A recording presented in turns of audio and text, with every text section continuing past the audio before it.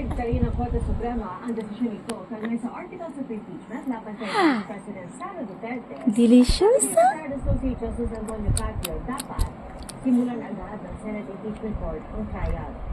Sa tingin ng isang senador, hindi na magiging pahirapan kung muling itong bumuhayin mula sa archive. Nakatutok si Mag Gonzales. Habang hinihintay ang desisyon ng Korte Suprema sa motion for reconsideration ng House Prosecution Panel, question ngayon kung posible pa nga Basa bang na. ang articles of impeachment laban kay Vice President Sara Duterte matapos i-archive ng mayorya ng Senado. Base sa datos ng GMA Integrated News Research, meron ng bill na in-archive noong 15th Congress at binuhay muli dahil sa boto ng Mag-change bedsheet lang kami mamaya.